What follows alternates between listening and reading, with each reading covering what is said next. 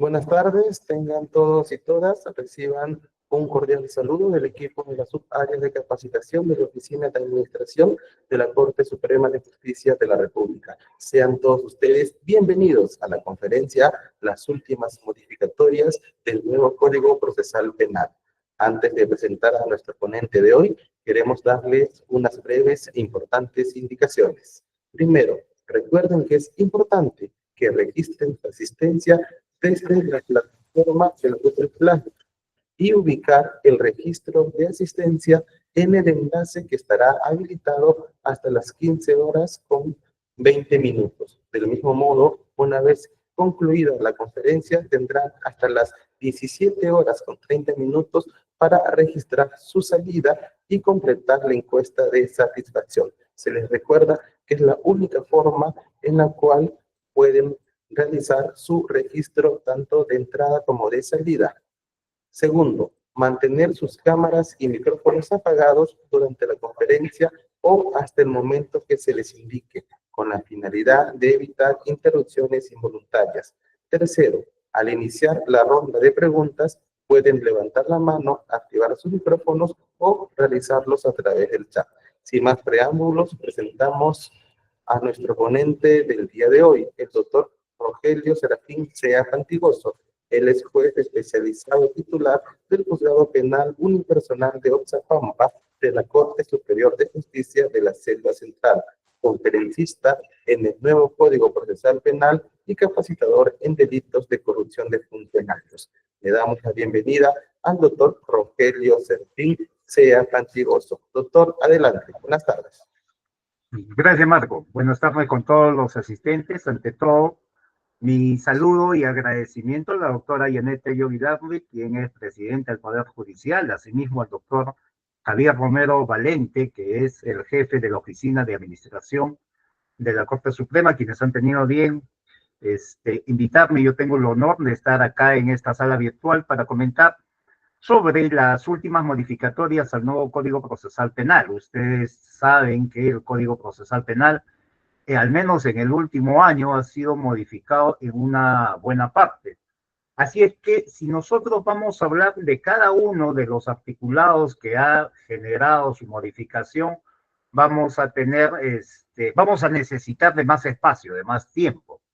Vamos a ubicarnos básicamente en dos artículos que también va a desencadenar un análisis de los subsiguientes artículos. Y básicamente es en el tema de la dirección de la investigación. A ver si avanzamos una de las diapositivas. En la dirección de la investigación, como ustedes muy bien saben, ha generado una serie de polémicas, críticas, pronunciamientos de abogados, jueces. La opinión pública ha establecido que por qué ahora la policía va a tener el monopolio de la investigación cuando esto es una facultad constitucional del Ministerio Público. El Ministerio Público, por su lado, señala que al haberle otorgado aquellas facultades de la investigación preliminar a la Policía Nacional, se le estaría quitando algunos o recortando algunos principios constitucionales. En fin, hay una serie de comentarios que ustedes han tenido a bien escuchar. Sin embargo, hoy día vamos a hacer un análisis muy diferente. Vamos a ponernos a pensar, uno, ¿qué tanto va a perjudicar o beneficiar esta modificación en un objetivo? ¿Cuál es el objetivo? Expedir una sentencia sobre un caso, sobre un hecho. Este hecho o este evento delictuoso va a tener que transitar por diferentes etapas, ¿no? Y acá viene un tema que yo les voy a pedir a todos ustedes que nos pongamos, en primer momento, en una posición de asimilar unas nuevas ideas y dejar de lado un tanto la formación académica que hemos tenido sobre el tema del proceso penal. Lo digo ello en razón a lo siguiente.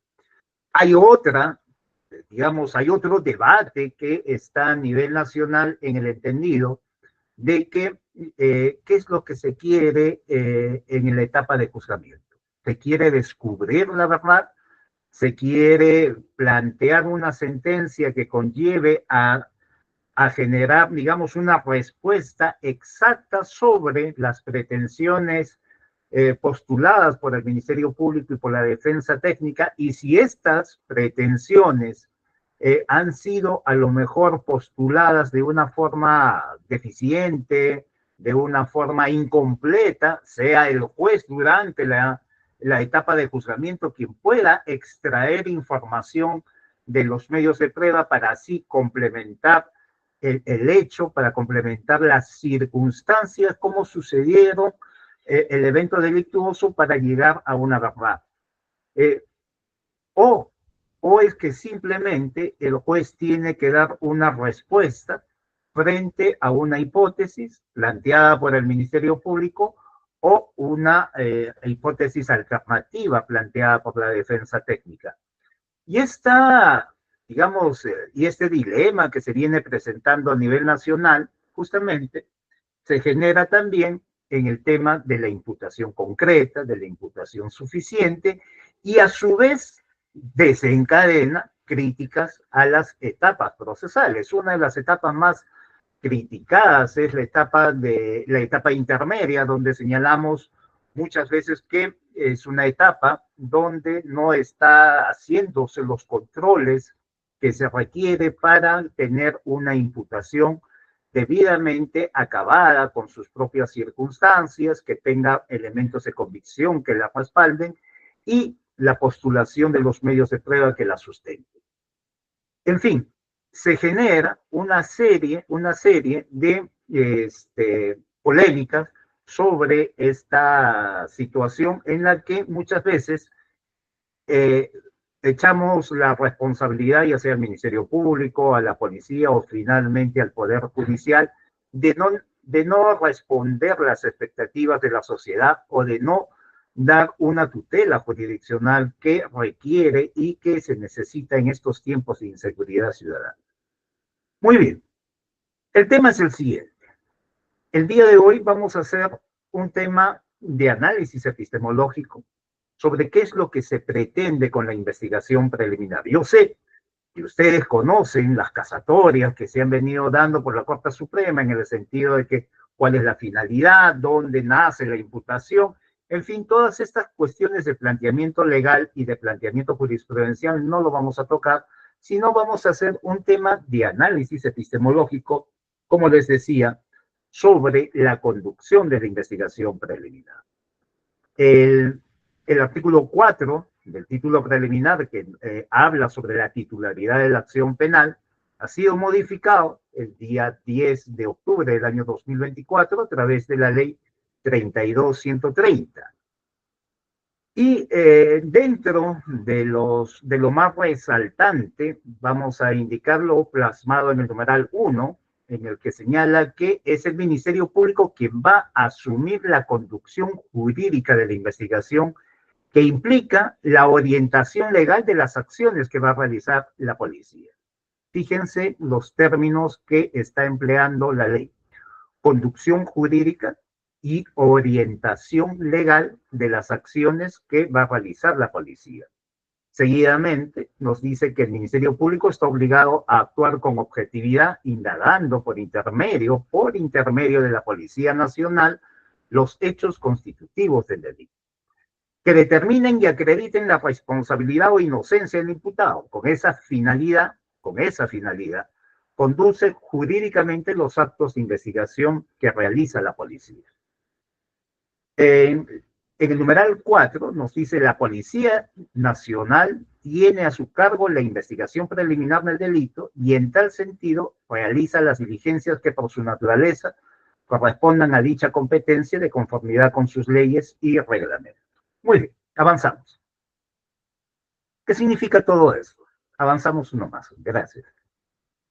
Uno más, eso es. ¿Qué significa todo esto?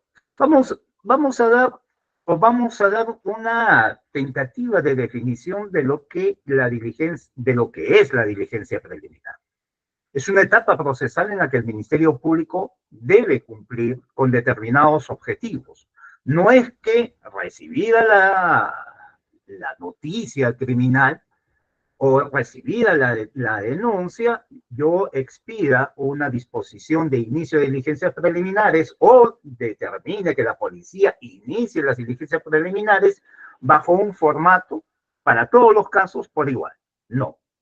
Acá se entiende que cada caso, que cada hecho es una circunstancia individual e independiente que va a llevar a una finalidad concreta. Esa finalidad concreta está plasmada en el artículo 330, numeral 2. No todos los casos van a requerir una estrategia de investigación por igual, así sea el mismo delito. O sea, el tema es que ¿qué es la investigación preliminar? Es aquella etapa que nos va a permitir cumplir los objetivos del artículo 330, numeral 2, que en primer lugar es identificar al sujeto activo, identificar al sujeto pasivo, asegurar los elementos de convicción o asegurar los elementos materiales del delito que establece más exactamente el artículo y establecer si el hecho resulta siendo delictuoso o no. En ese planteamiento de objetivos que plasma el 330, numeral 2, se tiene que diseñar una estrategia de investigación. ¿Para construir qué? Para construir la imputación. Ojo, y acá vamos a partir de una diferenciación, porque esta investigación que se va a hacer a nivel de diligencias preliminares no es un acopio de información de forma empírica o conforme a la orientación que a lo mejor nos pueda dar el agraviado, sino se tiene que llevar una metodología de investigación. Y esta metodología de investigación está básicamente establecido por el método aductivo, que esta nos va a permitir a construir hipótesis. Este método aductivo nos va a permitir construir el hecho concreto de imputación que se va a subsumir en la teoría jurídica. Fíjense que acá va a haber un tema de, digamos, planteamientos distintos en el entendido de que muchos estarán pensando en este momento que lo que estamos indicando se aleja un tanto de lo que la línea jurisprudencial o la propia Corte Suprema ha establecido a través de dos acuerdos plenarios. Si mal no recuerdo, es el 4-2010 y el 2-2012, en el que señala que la imputación resulta siendo una imputación que poco a poco se va a ir construyendo a lo largo de las etapas procesales. Pero la imputación no solamente está referido a los hechos, sino también a las circunstancias. Entonces, una imputación que va a quedar anclada en la formalización de la investigación preparatoria, tiene que tener básicamente aquellas proposiciones fácticas que se adecúen a las exigencias de los elementos, ya sea objetivos o subjetivos, a los elementos descriptivos y normativos de cada tipo penal que va a construir justamente la teoría jurídica. Veamos en qué consiste todo esto. Avancemos una más. Desde el primer momento en que se recibe, ya sea el Ministerio Público o la Policía Nacional, por eso es que hemos planteado estas dos situaciones. Desde el primer momento en que ya sea la Fiscalía o la Policía reciba la noticia criminal o la denuncia, tiene que plantear una estrategia de investigación.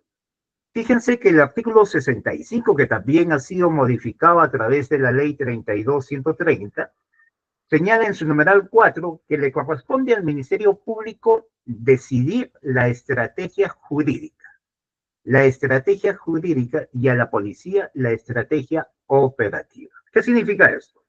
Significa que recibida la denuncia, la primera noticia criminal, los primeros hechos, el Ministerio Público va a establecer que estos hechos pueden ser subsumidos momentáneamente en una determinada norma y en base a esta norma va a requerir una estrategia jurídica para que al final de las diligencias preliminares pueda ser anclada en la formalización de la investigación preparatoria conforme se lo exige el 336, numeral 2.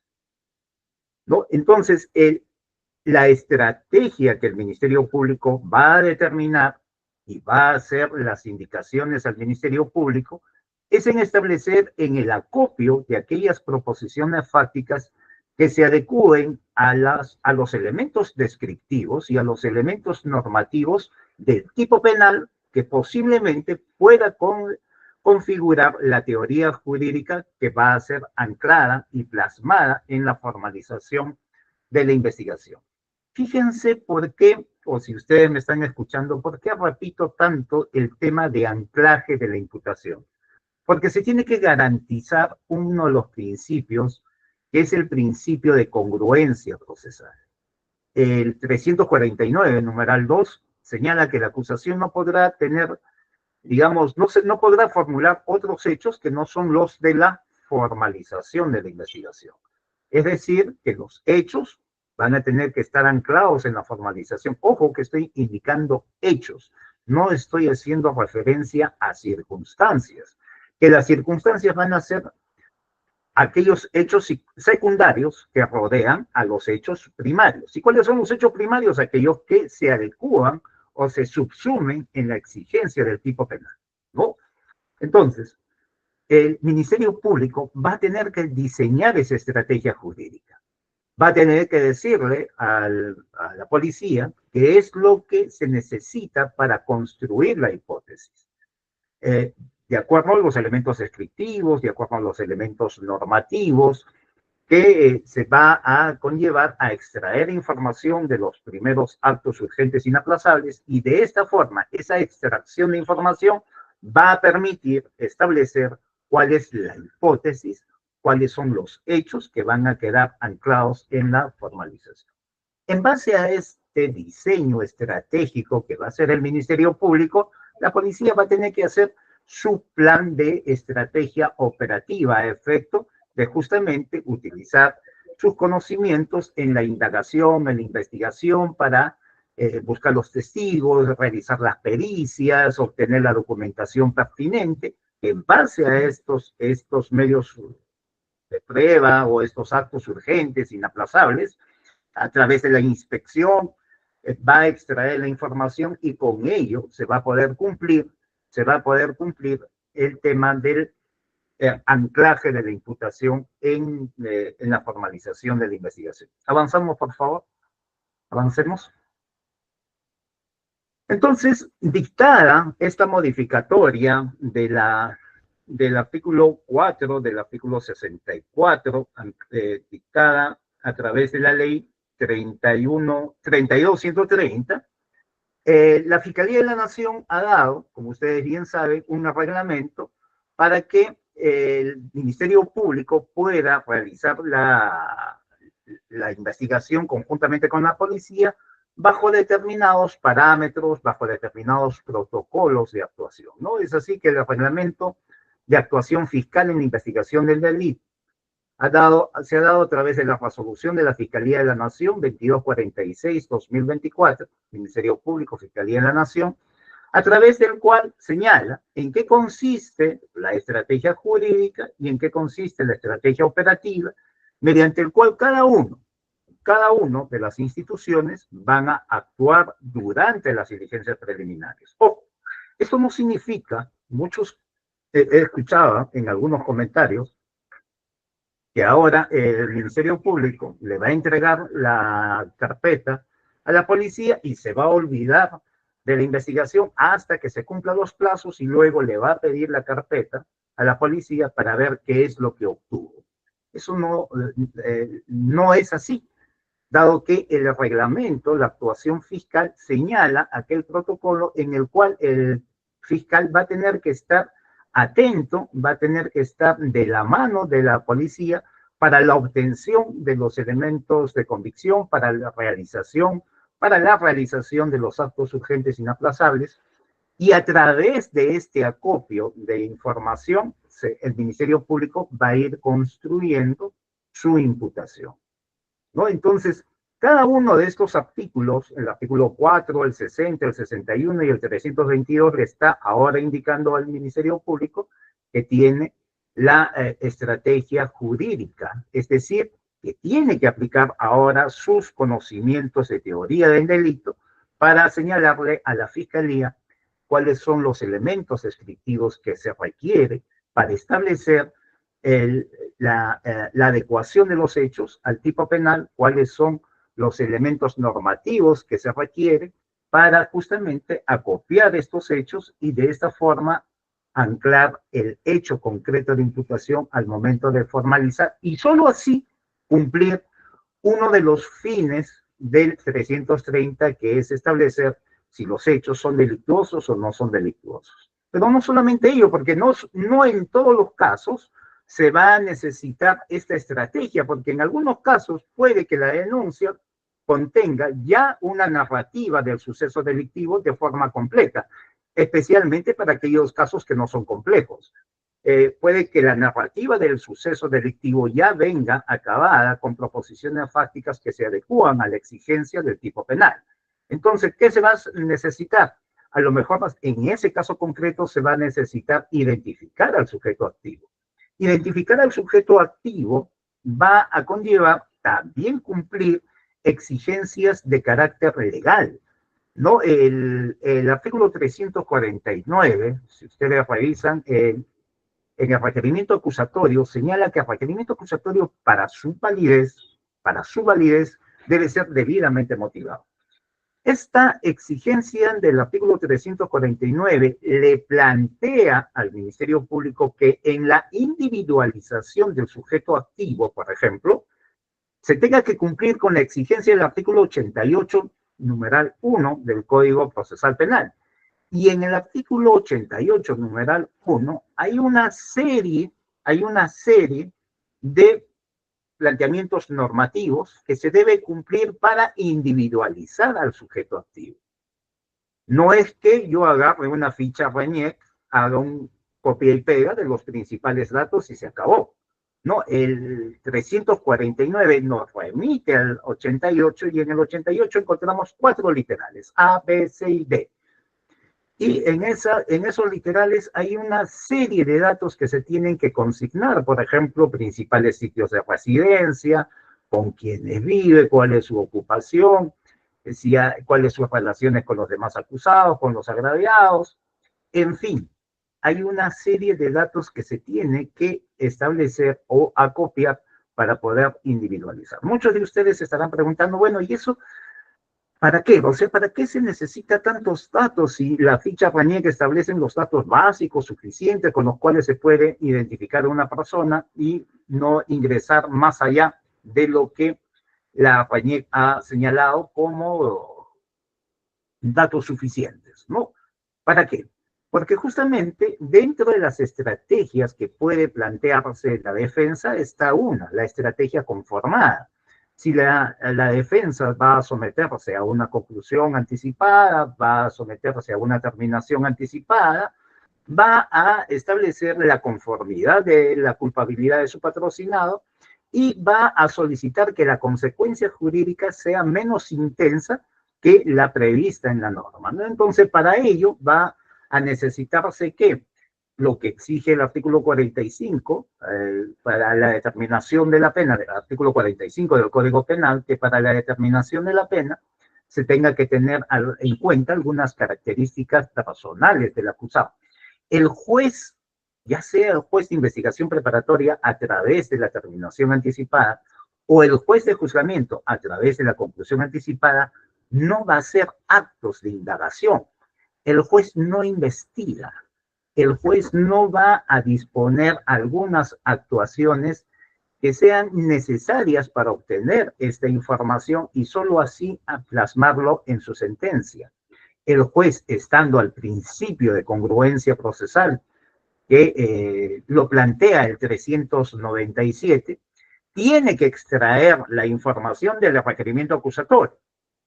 Si va a extraer del requerimiento acusatorio los datos de individualización del presunto autor, tiene que el requerimiento acusatorio contar con toda la información habida y por haber para que el juez determine el quantum de la pena, cómo se va a ejecutar la pena, ¿no? Y cuál va a ser el grado de intervención que se va a hacer al sujeto. Entonces, volviendo, a la idea principal, es que si en el requerimiento acusatorio le está diciendo al Ministerio Público que tiene que cumplir con todos los datos del artículo 88 del Código Penal, que son una serie de exigencias normativas, significa que durante las diligencias preliminares, a través de la policía, tiene que cumplirse esos objetivos que están plasmados en el 330 numeral 2. O sea, el 330 numeral 2 no solamente establece el nombre del acusado, sino que también hay otras exigencias que van a permitir y habilitar de repente a una terminación anticipada imponer una pena justa de acuerdo a las características personales. En cuanto a la individualización de la víctima, también es una estrategia que el Ministerio Público debe plantearse en aquellos casos, por ejemplo. El tema es que muchas veces escuchamos nosotros y asumimos por un tema de sesgo que la persona que interpone la denuncia automáticamente recibe el calificativo de víctima o de agraviado, ¿no? Olvidándonos de la exigencia del artículo 94 del Código Procesal Penal que señala quién es el agraviado, el que sufre directamente las consecuencias del delito. Ahora bien, no es que quien plantea la denuncia automáticamente pueda ser considerado agraviado. Puede que sea uno de los agraviados. Voy a poner el ejemplo que siempre a veces utilizamos, que es el 122b, que está referido a la agresión contra la mujer y los integrantes del grupo familiar. Supongamos que va la esposa, la mamá, va a interponer una denuncia en el sentido de que ha sido víctima de agresión física por parte de su esposo, por su condición de mujer, por el rol que desempeña dentro de un contexto de violencia familiar, coacción, abuso de poder, qué sé yo. Presenta la denuncia y lógicamente va a ser considerada como agraviada. Sin embargo, el 314 del Código Procesal Penal también señala que pueden ser considerados como agraviados los menores de edad en este tipo de delitos. O en el tipo de homicidio culposo, lesiones culposas, cuando el sujeto pasivo resulta siendo el que provee de asistencia a su núcleo familiar. Sin embargo, como consecuencia del delito ha quedado imposibilitado de que pueda trabajar. Entonces, el 314 señala que también podrá asistirse con una pensión de alimentos a favor de los descendientes que son dependientes del agraviado directo. Fíjense que no resulta tan fácil, sencillo, de forma para poner automáticamente, poner como agraviado a quien presentó la denuncia o a quien, por un tema de sesgo, consideremos que es el agraviado directo y no hay más agraviados, sino que se necesita que la policía, conjuntamente con la fiscalía, desde un ámbito jurídico, determine, busque a través de la estrategia operativa de la policía, identificar quiénes son los presuntos agraviados de la relación jurídica material del delito, para de esta forma plasmarlo y cumplir sus objetivos que señala el 330 numeral 2. Solo así, al final de las diligencias preliminares, la policía va a elaborar un informe. Pero no es que, repito una vez más, se haga una investigación por igual para todos los delitos. Simplemente pongamos los nombres del sujeto activo, del sujeto pasivo, porque son los que presentaron la denuncia, los que se conocen, y se haga un copia y pega de los hechos que están en la denuncia y se plasme en la formalización de la investigación para luego ingresar a la investigación preparatoria y repetir lo mismo, ¿no? Eso no es lo que se pretende con el proceso. Por eso justamente cada etapa tiene sus propias finalidades, tiene sus propias, digamos, estrategias que se debe cumplir. Ya la Corte Suprema, a través de la sentencia plenaria 1/2017, nos ha dicho que hay que transitar de una sospecha inicial simple a una sospecha reveladora, que es propia de las diligencias preliminares. anclada la imputación en la formalización de la investigación conforme al 336, numeral 2, ingresamos a la investigación preparatoria propiamente dicha. ¿Para qué? ¿Para qué? Para justamente cumplir los fines del 321. Dentro de esos fines del 321 está establecer si esa hipótesis que hemos anclado como consecuencia del acopio de información en diligencias preliminares, si esa hipótesis anclada, vamos a hacer una estrategia de investigación para obtener elementos de convicción de cargo y de descargo que nos permitan confirmar esa hipótesis o nos permita desvirtuarla, ¿no? Entonces, el 321 también nos dice que durante la investigación preparatoria, el Ministerio Público podrá obtener las circunstancias del delito, aquellos hechos secundarios que van a rodear la imputación primigenia, la imputación básica, con hechos primarios básicos que están en la formalización. No es que desde el inicio yo empiece a establecer una imputación circunstanciada, solo y exclusivamente circunstanciada, olvidándonos de la descripción de los hechos primarios, porque si solo hacemos una imputación circunstanciada, vamos a hacer una narrativa tipo novelesca, en la que se tenga que extraer las proposiciones fácticas que el tipo penal exige de las circunstancias precedentes, de las concomitantes, de las posteriores, hacemos todo un tema de mezcla y después como un rompecabezas tendríamos que estar armándolo y eso afectaría ¿qué? Afectaría, uno, el principio de congruencia procesal, afectaría el derecho de defensa, afectaría la contradicción porque ustedes si se ponen bajo un tema de empatía procesal y se ponen en los zapatos de la defensa,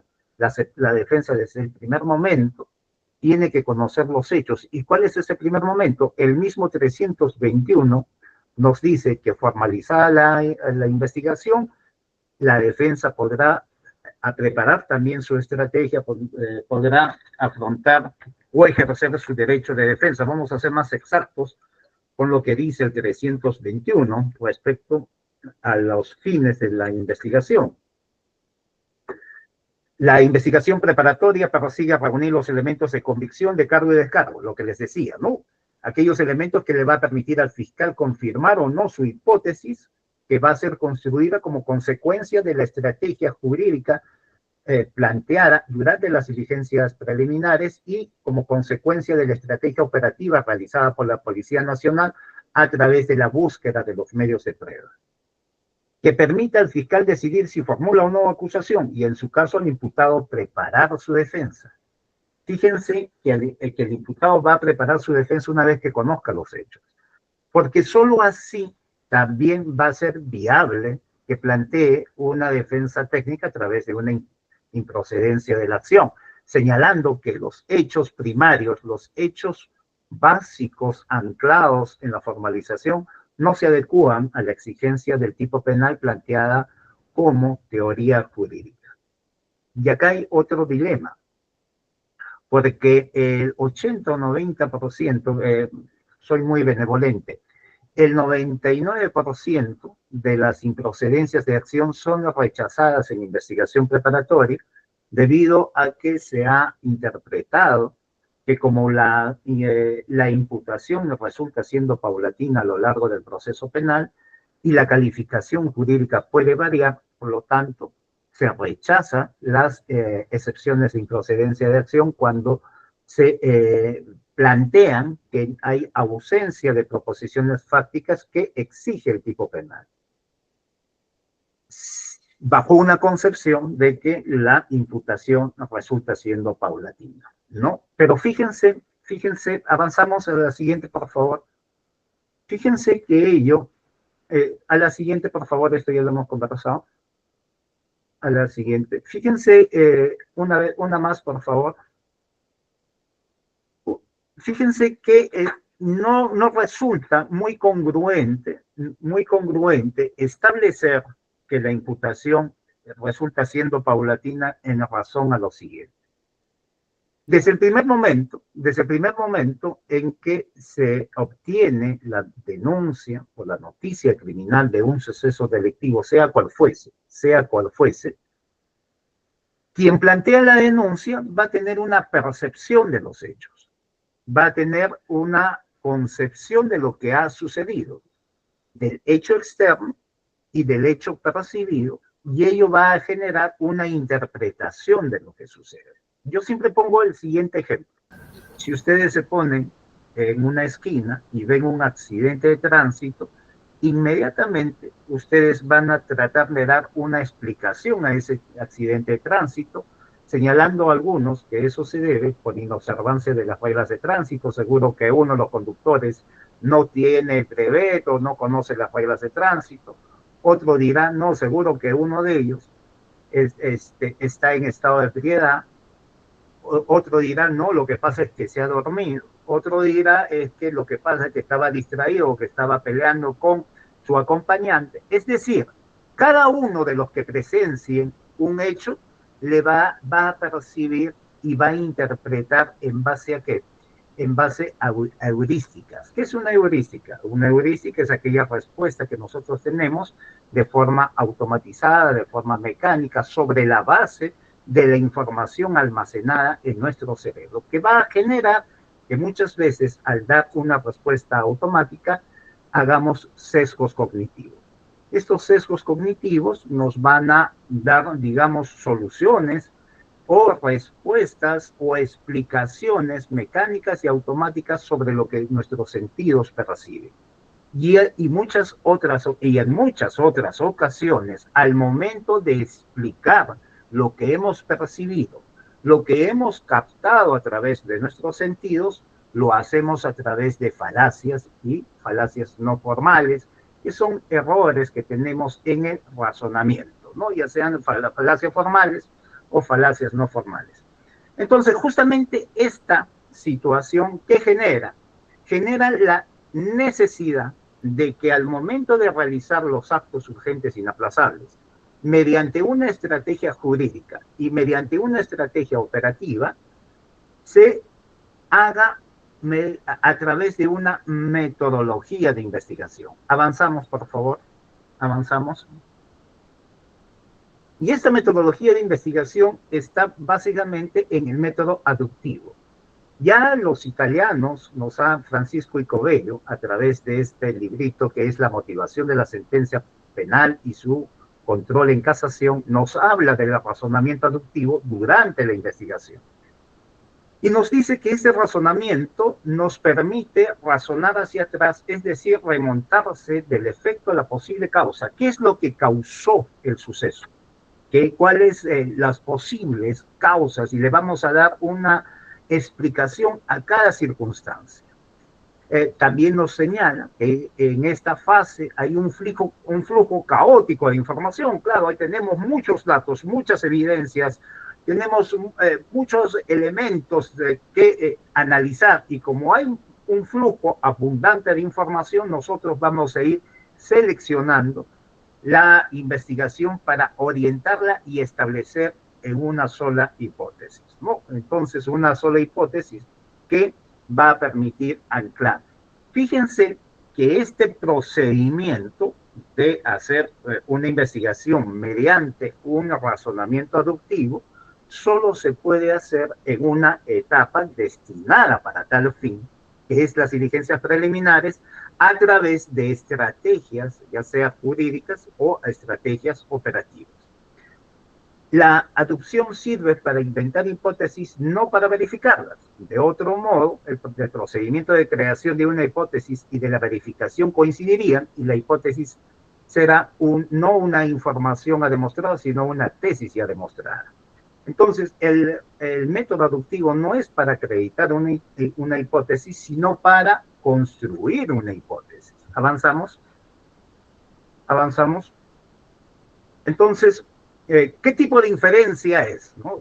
Giovanni Tusset, de la Universidad también de Italia, nos dice cuáles son los usos jurídicos de la aducción. Y en este librito nos dice que es una inferencia que formula una hipótesis explicativa. Claro, En la imputación que va a ser anclada al final de las diligencias preliminares, ya va a explicarnos cuál es el posible hecho, digamos, acaecido, pero este hecho con proposiciones fácticas que se adecúan a una teoría jurídica. El razonamiento probatorio parte de las pruebas inicialmente disponibles y va dirigido a formular la hipótesis que expliquen los hechos ya conocidos. De las pruebas a las hipótesis. Por eso es que decíamos que anclada la hipótesis, el fiscal va a ingresar a una investigación preparatoria propiamente dicha, a efecto de acopiar los elementos de convicción, de cargo y descargo que le permitan confirmar su hipótesis o desvirtuarla. Si confirma, acusa, si la desvirtúa, sobresee, ¿no?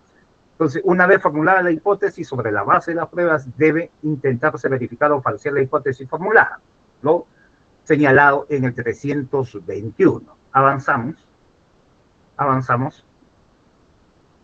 Entonces, fíjense que ello no podría suceder en la etapa de juzgamiento. En la etapa de juzgamiento, por más que tengamos el 385, que es la prueba de oficio, el juez no podría realizar este acopio de información bajo una estrategia jurídica, bajo una estrategia operativa, porque ya, por ejemplo, Juan Antonio García Amado con Raúl Honorio, que son los coordinadores de este libro, Prueba y Razonamiento Probatorio en Derecho, nos dice en su página 135 cuál es la actividad del juez de juzgamiento.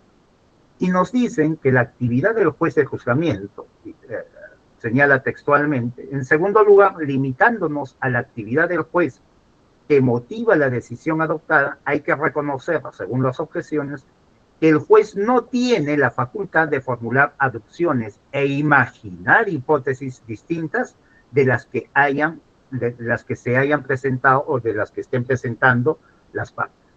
El juez se encuentra frente a dos versiones de los hechos y debe elegir sobre cuál basar su propia decisión a la luz de las normas jurídicas y de los criterios relevantes. Avanzamos. Pero no son los únicos que tienen este razonamiento. Avanzamos, por favor.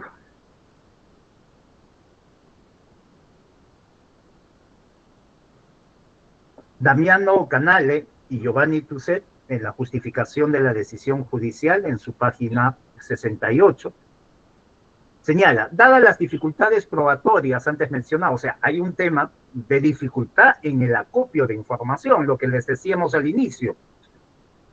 Cuando se tiene conocimiento de la noticia criminal, hay una serie de informaciones porque hay un abundante evidencias, hay abundantes hechos que hay que tratar de seleccionarlos. Por eso es que nos plantean que hay dificultades probatorias, además de los límites espaciotemporales. La etapa de juzgamiento es una etapa en un tiempo cortísimo, mientras que las investigaciones preliminares y la investigación preparatoria se desarrolla en un plazo legal mucho más amplio, espacioso, que lo destinado para el juzgamiento, ¿no? Entonces, no parece plausible pensar que en el juicio haya la obligación de descubrir la verdad. Fíjense la importancia que tiene las diligencias preliminares cuando se le dice al Ministerio Público que tú vas a tener la obligación de plantear una estrategia jurídica y a la policía que va a tener la obligación de plantear una estrategia operativa para el acopio de la información, porque en la etapa de juzgamiento ya no se podría dar, porque el juez no va a poder descubrir como sí se tendría que hacer en las diligencias preliminares, porque hay una metodología de investigación. Avanzamos. Michele Tarufo, también en la función del juez de juzgamiento, que tiene en su libro Simplemente la Verdad, nos dice, la función principal del juez es la de determinar cuál de todas es la mejor narración de los hechos en términos relativos. La función es la de afirmar que ciertos hechos han sido confirmados de forma objetiva. El juez afirma que es verdadera sobre la base de la información que ofrecen las pruebas que han sido practicadas y valoradas, ¿no? La misma dinámica. El juez señala si una teoría del caso está acreditada o no está acreditada, pero no le corresponde al juez extraer información para complementar alguna imputación que resultó siendo incompleta al momento de fijar el objeto del debate en la etapa de juzgamiento. Avanzamos. Daniel González Layer, en Quaestio Facti, nos señala lo siguiente en su página 90. Los jueces no crean ninguna verdad. Lógico, lo que decía el otro autor, que el juez no puede construir la verdad, sino que declaran que han decidido aceptar probablemente, porque no puede haber certeza, probablemente, como verdadera, correspondiente a la realidad. Esa es la verdad correspondencia, ¿no?, de una determinada reconstrucción de los hechos. Entonces, avanzamos.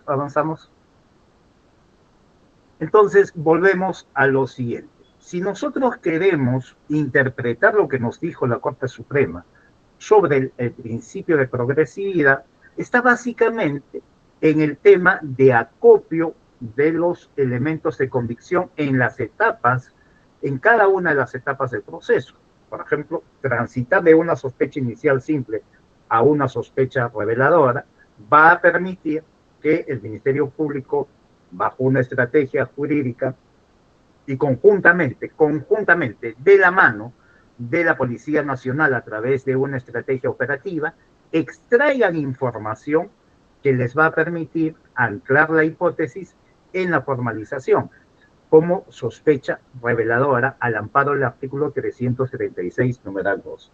Solo así ingresar a una siguiente etapa de progresividad en el entendido de que el 321 le dice que durante la investigación preparatoria obtendrá nuevamente información para construir las circunstancias que van a rodear al hecho concreto, circunstancias precedentes que básicamente están referidas a cómo es que se ha ideado, planificado, seleccionado los medios, a las circunstancias concomitantes, si estamos frente a un delito de actividad, a un delito de resultados, si estamos frente a determinadas circunstancias que le van a dar gravedad al suceso delictivo, o de repente también algunas circunstancias que permitan disminuir el reproche penal y las circunstancias posteriores. Entonces, transitar de una sospecha reveladora a una sospecha suficiente va a generar un tema de progresividad en el momento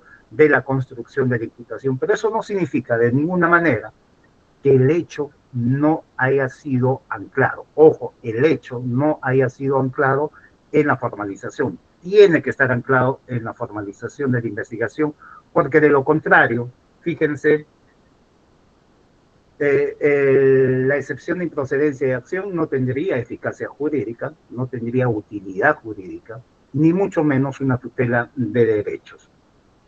Avanzamos, por favor. Hace poco hemos visto la casación 3198-2022 Cusco, en el cual nos hace una explicación sobre lo que significa el principio de progresividad y también el principio de provisionalidad. Nos dice a grandes rasgos que el principio de progresividad requiere que la función fiscal se despliegue de modo eficaz desde el conocimiento de la noticia criminal en los indicios de la actividad indagatoria para que sea justificada y razonable, cumpliendo plenamente con el rol tutelar del Ministerio Público, ejercitando el jus persigendi del Estado Constitucional de Derecho, artículo 159 de la Constitución. De este modo, para su actuación, debe poder coleccionar con rapidez y urgencia los primeros datos relevantes provenientes de una noticia criminal aportada y hallada casualmente y disponer las diligencias preliminares sin abstinencia de tal recaudación bajo reserva minuciosa y garantista en aspecto dado que la seguridad, certeza y verdad que recién se ven al final del juicio oral serían imposibles. En fin, nos está señalando que en diligencias preliminares es donde se tiene que realizar estos actos urgentes inaplazables justamente para extraer la información.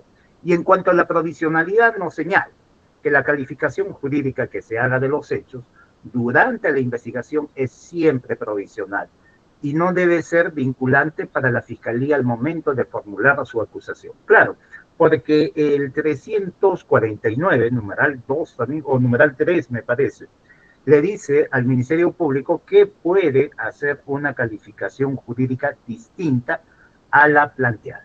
Pero esta calificación jurídica distinta o esta variación de calificación jurídica no puede hacerse de tal forma que afecte la identidad del bien jurídico tutelado respecto al anclaje de los hechos en la formalización de la investigación. Me explico a continuación. A ver.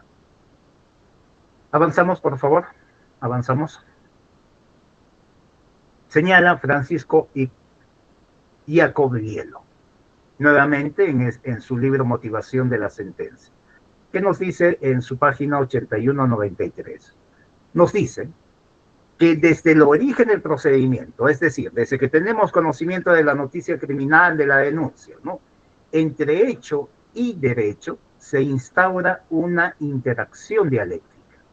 El investigador parte de una hipótesis del delito, norma incriminadora, con base en la cual busca los hechos y selecciona los relevantes en relación a los que no lo son. Claro, ¿se acuerdan que anteriormente señalábamos que para que el Ministerio Público dé una estrategia jurídica de la imputación debe conocer cuáles son la posible norma que podría encajar en el suceso delictivo y en base a ello establecer como un tema de estrategia la indagación de los elementos descriptivos, de los elementos normativos del tipo, ¿no? Pero sin embargo, si este descubrimiento se hace deficientemente de la calificación jurídica, puede haber problemas.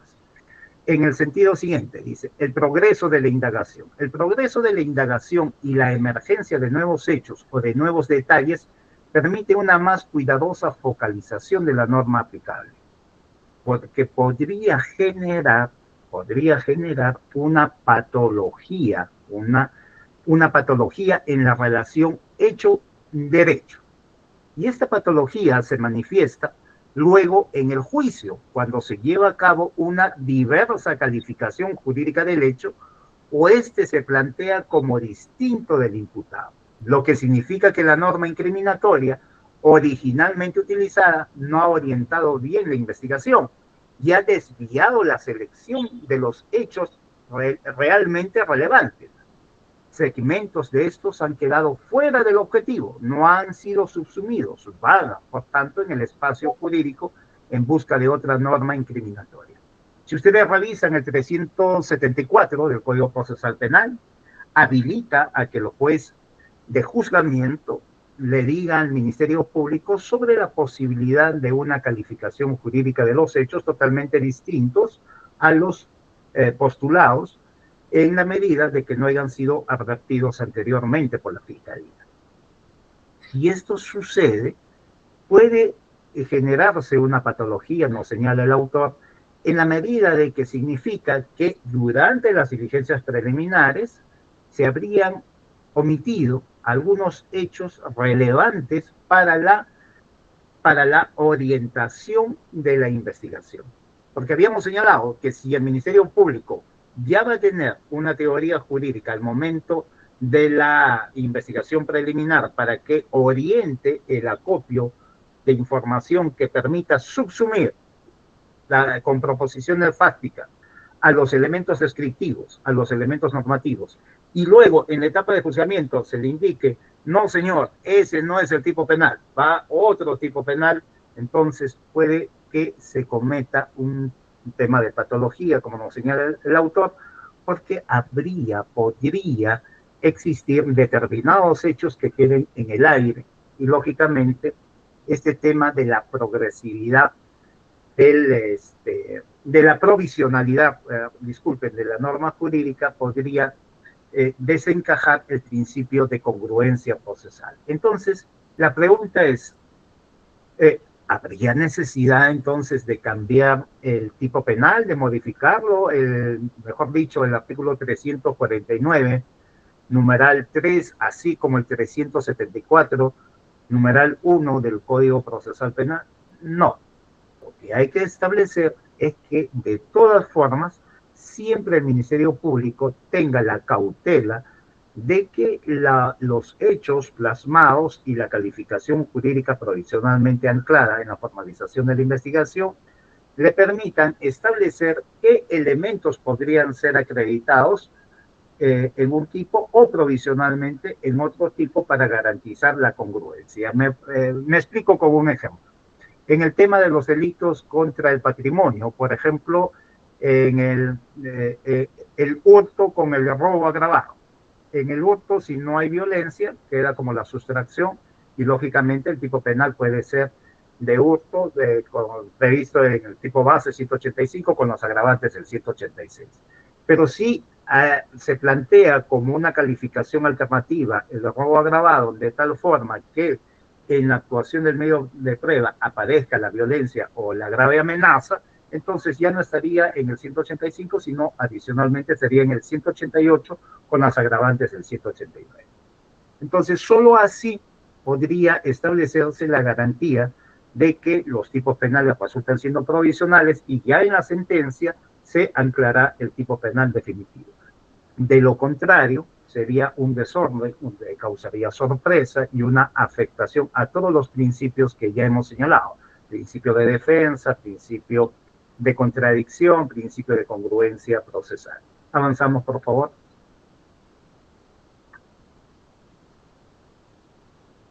Entonces, la inferencia probatoria es que tenemos durante el proceso, tenemos un contexto de descubrimiento, que son las diligencias preliminares con la investigación preparatoria, y un contexto de justificación. Fíjense que este contexto de descubrimiento, ya el 125 del Código Procesal Penal nos señala lo siguiente. A ver, avanzamos, por favor. Avanzamos. Dice, el 325 nos dice el carácter de las actuaciones de la investigación. Las actuaciones de la investigación solo sirven para emitir las resoluciones propias de la investigación y de la etapa intermedia. Claro, todo lo que se actúe, todas las declaraciones testimoniales, las pericias, las inspecciones que se actúen durante las diligencias preliminares y la investigación preparatoria, van a servir ¿para qué? Para extraer la información y cumplir los objetivos propios de estas etapas. Diligencias preliminares para construir la imputación, dado que es uno de los objetivos del 330 numeral 2, pues los hechos van a establecer si son delictuosos o no son delictuosos, identificar al sujeto activo, identificar al sujeto pasivo, asegurar los elementos materiales del delito. Entonces van a servir para el cumplimiento de estos fines, ¿no? Porque en la etapa de juzgamiento no se va a utilizar como en el Código de Procedimientos Penales. A ver, ¿qué dijo en la declaración anterior? No, se va a utilizar en la etapa de juzgamiento de una forma muy excepcional, ya sea en dos circunstancias. Cuando el testigo tenga ausencia de memoria o cuando encuentre contradicción entre su declaración o la vertida en declaración previa que ha sido obtenida con las garantías. No, pero excepcionalmente podría ser incorporada al debate bajo estas circunstancias la declaración primigenia. Pero todo el contenido de la declaración primigenia solo va a servir para el cumplimiento de los fines, ya sea del 330 numeral 2 o del 321 en la etapa de investigación preparatoria propiamente dicha. Avanzamos, por favor. Ingresando ya al tema de la estrategia operativa de la policía, va a aplicar también un tema de una metodología. La policía tiene que tener un método, porque la policía no puede operar como se venía haciendo en el Código de Procedimientos Penales, en razón a lo siguiente. Que la policía, sentada en su escritorio, cite a los testigos, cite recabe o mejor dicho, pida a las instituciones la remisión de la documentación desde un escritorio, ¿no? Para luego el juez de juzgamiento a través, o que diga el juez de instructor, al momento de emitir el auto de instrucción y disponga la actuación de medios de prueba, recábese la instructiva, recábese la preventiva, recábese la declaración testimonial de las personas que tengan conocimiento de los hechos, llévese acaba una inspección en el lugar de los hechos, en fin, recádense todos los medios de prueba que puedan esclarecer el delito. Si utiliza esa misma metodología, va a tener un tema de fracaso, porque esa metodología de investigación ha sido trasladada de alguna forma al Código Procesal Penal cuando el Ministerio Público tenía la misma, digamos, facultad al emitir las disposiciones de inicio, planteaba un formato para todos los delitos, que se lleve a cabo la declaración del imputado, se lleve a cabo la declaración del agraviado y en fin, todas las actuaciones tenían una misma, digamos, un mismo diseño de acopio de información o de actos urgentes inaplazables para cualquier tipo de delito, conllevando a un fracaso. Entonces, la metodología que va a tener que emplear la policía, en este caso, va a ser bajo un método de investigación para que sea operativo y congruente con la estrategia jurídica que le va a plantear la fiscalía. Pues si se tiene la denuncia por parte de la víctima, por parte de esta, va a tener que recabar toda la información habida y por haber de esta víctima. ¿Para qué? Para que a partir de esta información pueda establecer cada uno de los datos corroborativos que van a llevar a construir el hecho delictivo. No se trata de que obtenga yo toda la información de la víctima, la plasme en un acta y luego esta información la copie tal cual en la formalización de la investigación. Eso no es el espíritu de la norma, ni el fin de la estrategia operativa que va a realizar la policía. La policía, al momento de constituirse una inspección técnico-policial, que ahora se le denomina, va a tener en cuenta determinadas escenas del delito. No solamente la escena del delito donde se encuentra la víctima, sino también donde pudo haber sido abordada la escena del delito del tránsito, donde fue conducida, donde se le causó la muerte o donde se le encontró a la víctima finalmente o donde se le abandonó a la víctima. Entonces, va a tener que establecer las escenas donde habría sucedido el suceso delictivo de acuerdo a qué, de acuerdo a la estrategia jurídica o a la orientación que el Ministerio Público le va a dar en base a la posible comisión del hecho delictivo, ¿no? Entonces, en base a la posible teoría jurídica, y ahí viene el grado de provisionalidad de la calificación jurídica, porque de acuerdo a esa obtención de información que va a haber en las diligencias preliminares, puede que esta calificación jurídica varíe, ya sea intensificándose en el reproche penal o atenuándose.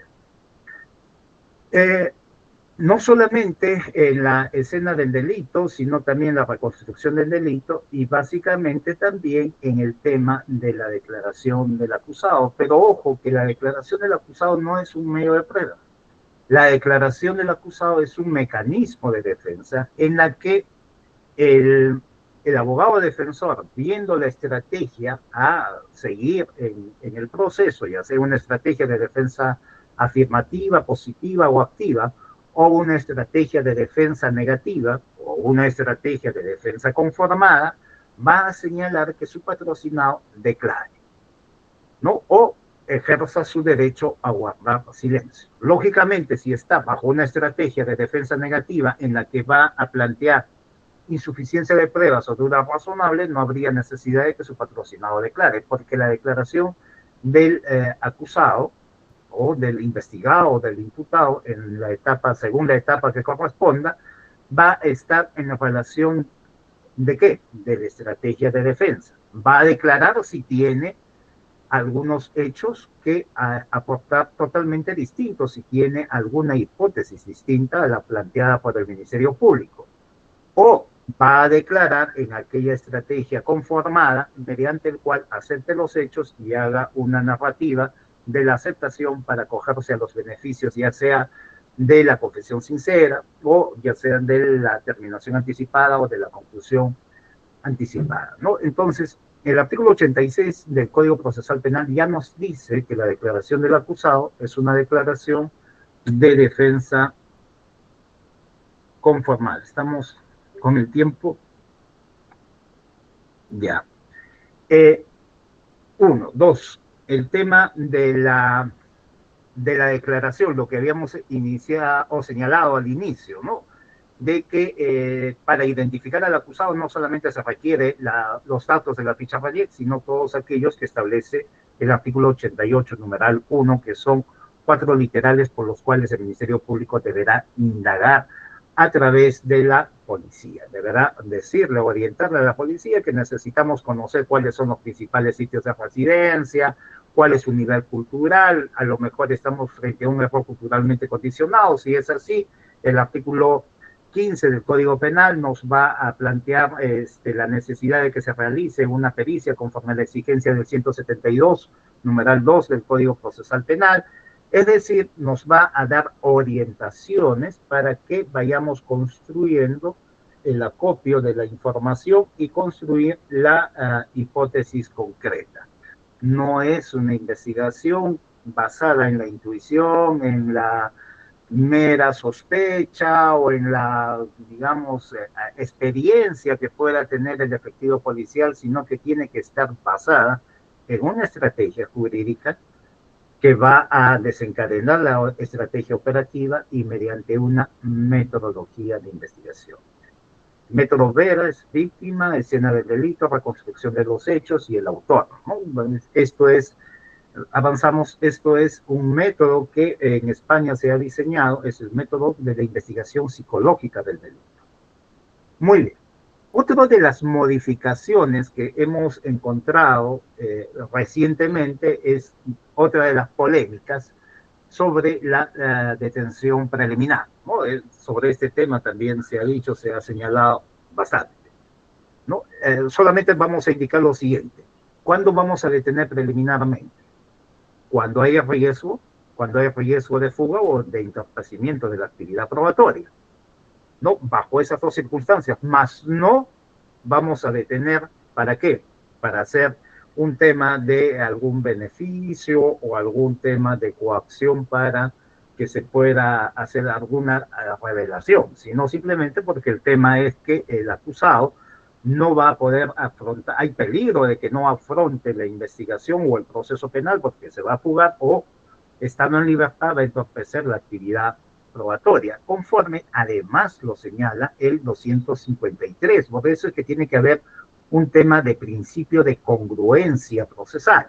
¿Se acuerdan que una de las motivaciones de derogar el 261 fue justamente de que se señalaba que se estaba deteniendo para qué? Para coaccionar, para amedrentar a los detenidos y se sometan a colaboradores eficaces o hagan cualquier otra acto de investigación como consecuencia de un miedo, coacción o alguna promesa que se le esté haciendo. Entonces, para evitar eso, se suprimió, sin embargo, se estableció la necesidad de reponerla y nuevamente esto fue, en marzo de este año fue restituido el tema de la detención preliminar, pero ya con las precisiones de que debe existir elementos razonables, razonabilidad, ¿no? Cuando hay una finalidad concreta. Y esa finalidad concreta está plasmada en el 253, numeral 3.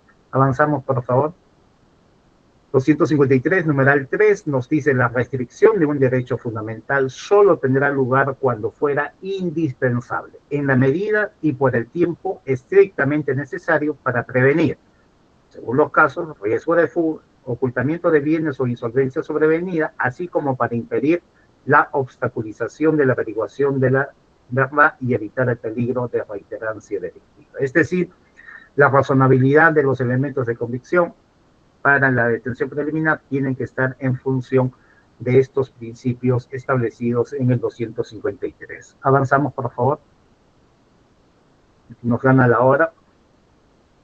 Los principios que rigen las facultades de la investigación, bueno, este es un tema ya bastante conocido, ¿no? El principio de la Constitución, el tema de que la Fiscalía va a tener que hacer la conducción de la investigación, va a tener que controlar la investigación a través de una supervisión, a través de una inspección y una fiscalización, tal cual ha sido plasmada en el protocolo que hemos hecho referencia inicialmente. Avanzamos, por favor. Avanzamos. Ya para el tiempo debe haber preguntas. Entonces, ya esto lo hemos señalado. Avanzamos. Entonces, desde el primer momento, tiene que haber una evaluación. Tiene que haber una evaluación por parte del Ministerio Público. Desde el momento mismo que se reciba la noticia criminal, tiene que haber una evaluación. Esta evaluación ya ha sido, digamos, regulada por la Fiscalía de la Nación en la Instrucción General 1/2018, mediante el cual le dice al Ministerio Público que la noticia tiene que tener un tema de evaluación para desencadenar una estrategia.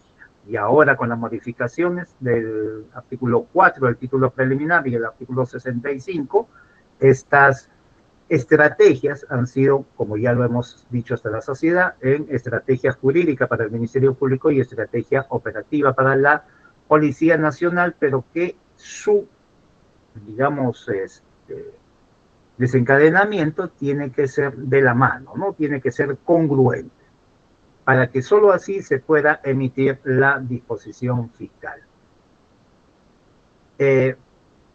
Avanzamos, por favor.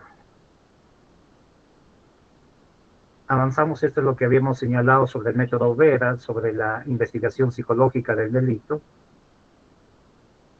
Y también digamos, estas pautas, este protocolo de intervención nos da o le da al Ministerio Público algunas disposiciones para casos de flagrancia delictiva, para casos de investigación de personas no identificadas, en fin, le da las orientaciones por las cuales tiene que coordinar de la mano con la Policía Nacional para que en un plazo razonable se obtenga esta información, se plasme en la formalización y de esta forma se garantice principios. Fíjense, hasta acá vamos a avanzar. Fíjense que el tema de que la búsqueda de la información no está supeditada a una corazonada, a una intuición o simplemente a una experiencia de quienes tengan a cargo las investigaciones, sino que está supeditada a estrategias, y estas estrategias tienen que ser viabilizadas a través de métodos, del método aductivo, ¿no? Que permita construir la hipótesis en la conducción jurídica de la investigación que está destinada al Ministerio Público, y el método Vera para la metodología operativa o la investigación operativa que está dedicada a la policía. Ese análisis nos permite establecer que las modificatorias del Código Procesal Penal, y a forma de conclusión, resultan siendo congruentes con lo establecido por la Constitución Política del Estado. Tanto el 159 como el 166 señalan los imperativos constitucionales al Ministerio Público y a la policía, ¿no? El Ministerio Público, uno, representa a la sociedad en juicio, titular de la carga, conduce la investigación, y la policía tiene a cargo como imperativo la investigación. Entonces, si ambos trabajan de la mano, lógicamente se va a obtener los resultados. Muy aparte, cuestión muy aparte, y esto quiero ser enfático, muy aparte es el tema de que muchos casos en la práctica no funcionan, pero no funcionan no porque la norma, la ley, la Constitución esté mal, no funciona porque nosotros no hacemos funcionar las finalidades, o le damos interpretaciones basadas en algunas tradiciones procesales que hemos adquirido anteriormente con el Código de Procedimientos Penales. Muy bien, muchísimas gracias hasta aquí. No hemos abarcado todo el tema por el tiempo, pero me gustaría conversar con ustedes frente a algunas preguntas, o de repente tengan algunas opiniones totalmente diferentes que podamos establecer o llegar a algún punto medio, o a lo mejor yo darme cuenta que estoy equivocado. Gracias.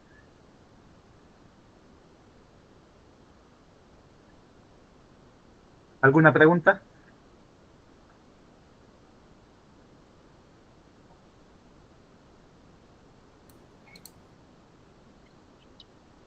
Muchas gracias, doctor Rogelio Serafín Serratigoso, por tan brillante exposición. A continuación, vamos a pasar ya con la rueda de preguntas correspondiente. De igual manera, como se explicó en un momento, la manera de realizar las preguntas hay de dos formas. Pueden alzar su mano y prender su micrófono de manera ordenada y realizar la interrogante o escribirla a través de la caja de comentarios para darle lectura. Aprovechemos estos minutos para que puedan, para hacerles recordar de que el registro de asistencia solamente será validado a través del Classroom, en la cual tienen que ir a la sección trabajo de clase y ubicar el registro de salida que ya se va a estar habilitando a partir de las 16 horas con 50 minutos. ¿Alguna pregunta por parte de los participantes?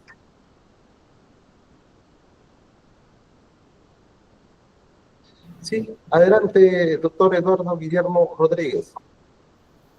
Muchas gracias, doctor. En primer lugar, para felicitar al doctor Sea Pantigoso por la brillante exposición.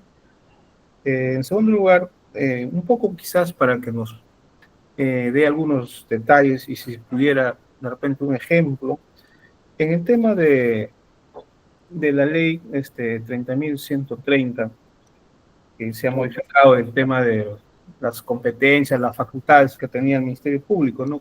Titular de la acción penal. ¿Cuál sería su opinión, doctor Sea, que actualmente, pues, según la norma, la estrategia jurídica sea a cargo de la Fiscalía y la estrategia operativa de la PNP? Pregunto porque muchas veces no se ponen de acuerdo los señores fiscales con los integrantes de la policía, sobre todo por los egos que existen, ¿no? Sobre todo los policías antiguos, que quizás no tienen mucha formación o conocimiento del nuevo Código Procesal Penal. Quizás ellos se han quedado atrapados en el pasado con el antiguo código y piensan que todavía se aplica pues el sistema inquisitivo, no el sistema garantista que tiene nuestro código. Entonces, ¿cuál debería ser la estrategia? En todo caso, la pregunta sería, para que funcione, ¿no? Una investigación preliminar que sea óptima, combinando esta estrategia jurídica con la estrategia operativa de la PNP. Gracias. Gracias, doctor. Sí, eso es lo que estaba manifestando, ¿no? De que una cosa es el tema del principio de legalidad, lo que dice nuestro código, y otro tema muy aparte es nuestra realidad. La actuación de cada uno de nosotros o cómo nosotros interpretemos la norma no significa que la norma esté mal, ¿no? Ya el código hemos señalado que tiene estrategias, tiene un sistema metodológico, tiene finalidades concretas, de tal forma que a través del acopio de la información, de la investigación que se lleve a cabo, permita hacer una construcción de la imputación y el juez dé una respuesta finalmente sobre la imputación señalada. ¿Qué pasa en la práctica? En la práctica no funciona, como usted ha señalado. Cada uno tiene sus propias, digamos, celos institucionales o el tema del dominio de la investigación o cualquier otra circunstancia que aleja al principio de legalidad. ¿Qué necesitamos? Lógicamente necesitamos un tema de volver a lo que fue el inicio del Código Procesal Penal. Al inicio del Código Procesal Penal, cada comisión, había una comisión en el momento, en el distrito donde se implementaba el código, había una comisión que estaba conformada por Poder Judicial, Ministerio de Justicia, Ministerio Público, Policía Nacional, de tal forma que había coordinaciones entre estas instituciones y a su vez capacitaciones, ¿no? Capacitaciones en las que participaban en forma conjunta. Me acuerdo haber participado en varias de ellas, sin embargo, no sé si posteriormente ha continuado con participación conjunta de estas instituciones y principalmente de los actores involucrados, porque muchas veces, por ejemplo, en el tema de la Policía Nacional solamente iban unos cuantos y aquellos que ni siquiera estaban asignados al tema de las investigaciones o de las áreas correspondientes, simplemente iban unos cuantos por el tema de cumplir y no hacían una réplica, una transmisión en la propia institución. Y nuevamente se generaba este tema de los celos institucionales, de que a la fiscalía tú no eres mi jefe, tú no me vas a decir qué hacer. El Ministerio Público muchas veces optaba también un tema de empoderamiento, de decir, bueno, tú haces lo que yo te digo y se acabó el asunto. Entonces, yo creo que esta situación para que sea viable nuestro código y no fracase, es que debamos estar capacitándonos constantemente de forma conjunta, de tal forma de que al final la población que nos echa la culpa a las tres instituciones de que no estamos respondiendo a sus expectativas, vea un trabajo conjunto armonizado y a su vez nos fiscalicemos unos a otros sobre lo que estamos haciendo. Y creo que de esa forma podemos llegar a un entendimiento sobre la aplicación de esta reforma. Ahora, esto no es pacífico, ¿no? Esto no es pacífico. El planteamiento que estamos haciendo es un planteamiento epistemológico. Sin embargo, ustedes ya habrán escuchado algunos otros planteamientos en los que todavía se viene defendiendo de que solo y exclusivamente el Ministerio Público debe tener a cargo el tema de la investigación, dado que la policía ya fracasó con el Código de Procedimientos Penales y no se le puede encomendar nuevamente esta investigación, dado que vamos a volver al fracaso, ¿no? Entonces, hay otras opiniones que están orientadas en ese sentido, pero si nosotros anclamos esas opiniones y lo damos por hecho de que el resultado en la aplicación del nuevo código va a tener el mismo destino, nos vamos a equivocar porque son tiempos distintos, realidades distintas, necesidades distintas, porque la seguridad ciudadana ha planteado nuevas necesidades de intervención, nuevas estrategias, la aparición de nuevos delitos que no existía anteriormente, que obligan a que trabajemos con un enfoque distinto, con un enfoque de coordinación permanente, de capacitación permanente, de superación permanente. Solo así, en mi modesta opinión, en mi precaria opinión, solo así considero que podemos llegar a buen puerto y eh, generar en el ciudadano un tema de seguridad, ¿no? Eso sería, doctor. Muchísimas gracias. Muchas gracias por su amable respuesta, doctor Rogelio Serafín Cerda Antigoso. Había otro participante también que había levantado la mano y quiere hacer una pregunta.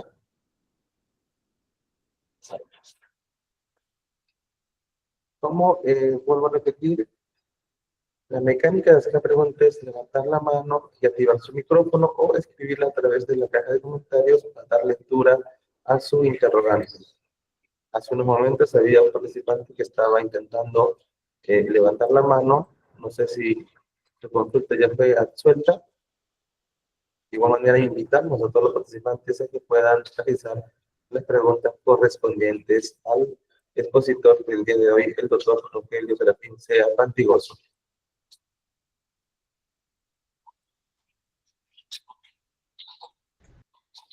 Doctor Marcos, mientras se animan los participantes, dado que tenemos un espacio, podríamos hacer un tema de complementario, porque justo tiene que ver con la última pregunta, si avanzamos las diapositivas.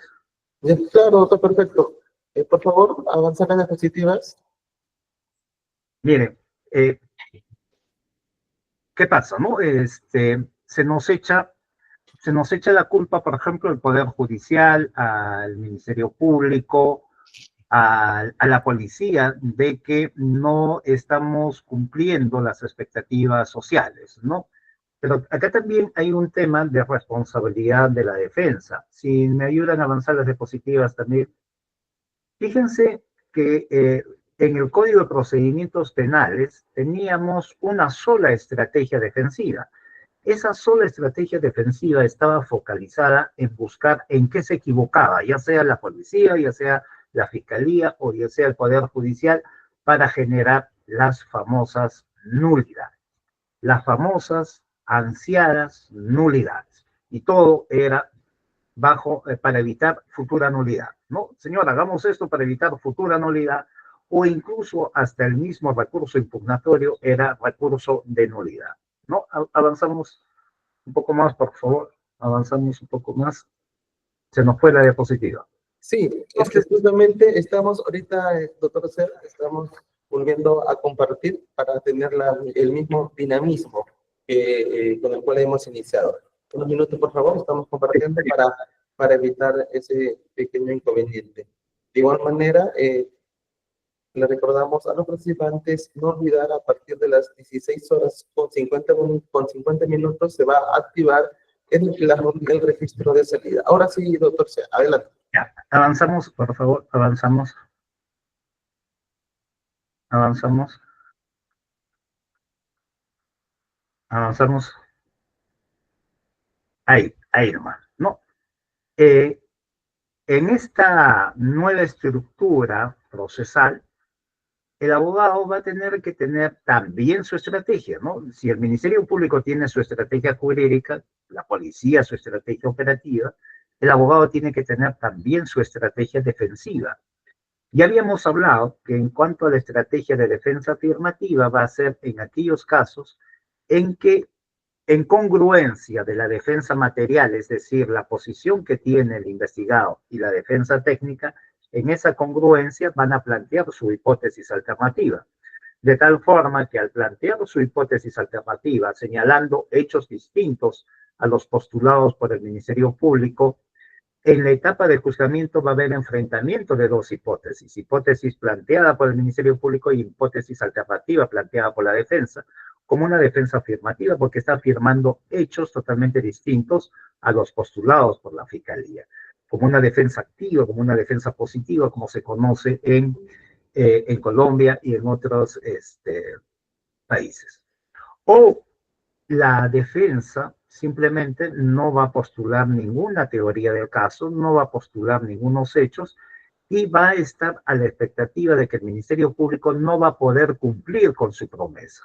Al no cumplir con su promesa, va a señalar que existe insuficiencia probatoria o déficit probatorio. Es decir, que de los medios de prueba no van a acreditar lo que dice que van a acreditar, ¿no? Entonces va a haber déficit probatorio o insuficiencia probatoria porque no va a contar con los medios de prueba que van a acreditar sus proposiciones fácticas. Entonces, en ese planteamiento va a estar en una estrategia negativa o a lo mejor en una duda razonable, ¿no? En una duda razonable.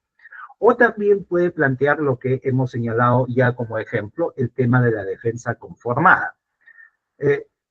Todas estas estrategias defensivas del abogado va a tener que ser plasmado también durante el proceso penal a través del acopio de información. Fíjense que el abogado no va a estar en una mera expectativa a ver qué sucede, sino tiene que tener una participación activa, ¿no? Porque la posición del abogado también va a requerir esta, digamos, actuación activa, ya sea con cualquiera de estas estrategias de defensa, para lógicamente solucionar el problema de una forma rápida, olvidándonos de este tema de la búsqueda de las tan ansiadas nulidades en el entendido de que estemos pendientes del ritualismo a efecto de que se detecte qué es lo que no se ha cumplido para inmediatamente en la apelación decir, señor, hay falta de motivación, hay falta de alguna valoración que ni siquiera la hemos planteado inicialmente y busquemos la nulidad, ¿no? Entonces, también hay un tema de responsabilidad en la defensa técnica respecto a la estrategia que debe plantear para solo así viabilizar lo que nos dice el artículo 1 del título preliminar cuando nos habla sobre el principio de contradicción. el principio de contradicción y el principio de igualdad procesal. Avanzamos una diapositiva, por favor.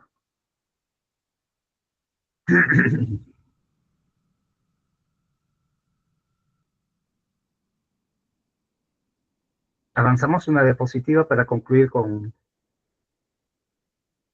la adicional que hemos planteado. Sí, a ver, esperar unos minutos, por favor. No te preocupes. Entonces, solo si la defensa técnica nos plantea también una estrategia en la cual va a garantizar la contradicción, nos va a permitir la igualdad. Esa igualdad a la que nos hace referencia el artículo 1 del título preliminar en su numeral 3 y mediante el cual va a evitar ¿qué? Va a evitar sorpresas, ¿no? Va a evitar de que durante cualquier etapa y principalmente en la etapa de juzgamiento se planteen cuestiones no advertidas anteriormente y lógicamente se desoriente el tema de la contradicción y genere una sensación de incertidumbre, ¿no? También que va a posibilitar si yo conozco cuál es la orientación operativa, o mejor dicho, la orientación jurídica mediante la operación operativa, mediante el cual tanto Ministerio Público como Policía van a anclar la imputación a través de una hipótesis.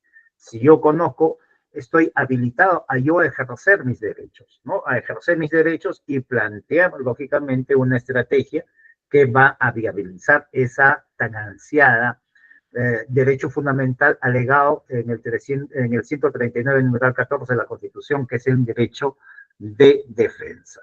Con todas estas garantías de la contradicción y de igualdad procesal, nos va a viabilizar la garantía de la contradicción y la defensa en cada una de las etapas. En cada una de las etapas, ya sea etapa preliminar, ya sea etapa de investigación preparatoria propiamente dicha, en la etapa intermedia o principalmente en la etapa de juzgamiento. Lo que señalábamos, el tema de evitar sorpresas, posibilita el ejercicio de los derechos y garantiza la contradicción. Solamente podemos garantizar la contradicción cuando conocemos cada proposición fáctica de la exigencia del tipo penal que me permita a mí plantear o algún medio de prueba o plantear alguna, digamos, alguna contradicción, porque de lo contrario yo me vería imposibilitado. Supongamos en un ejemplo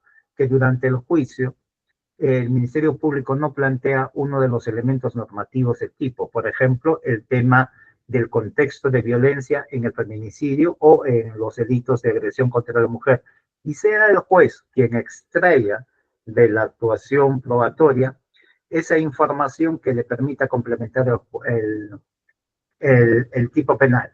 No sería un tema sorpresivo para la defensa, no estaría limitándose el derecho de defensa en el aportar medios de prueba oportunamente y no limitaría acaso el contradictorio. Yo creo que sí, ¿no? Salvo opinión diferente que sería aceptable si lo fundamenta. Gracias.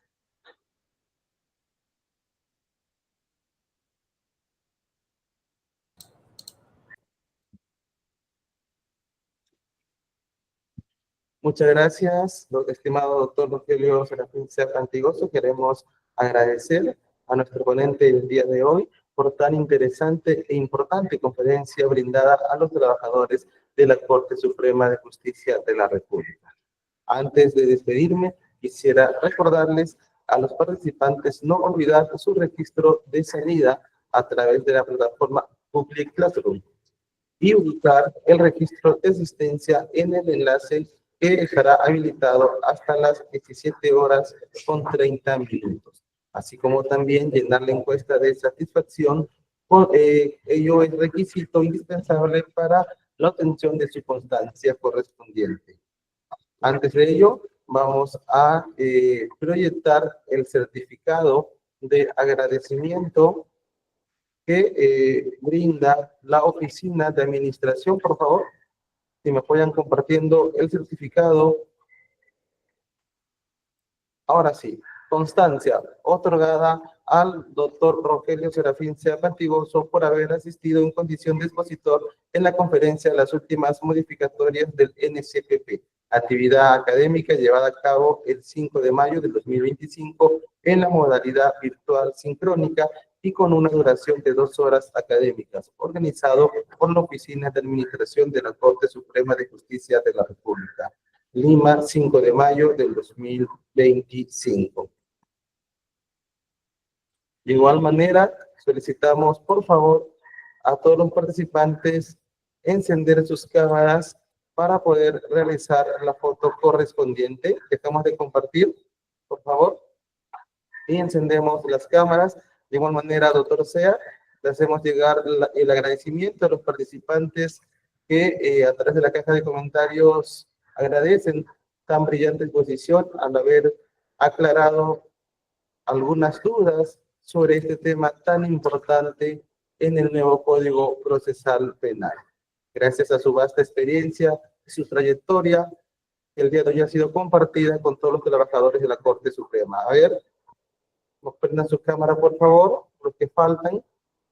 A la hora de 3 vamos a tomar la captura correspondiente como evidencia de esta conferencia. 1, 2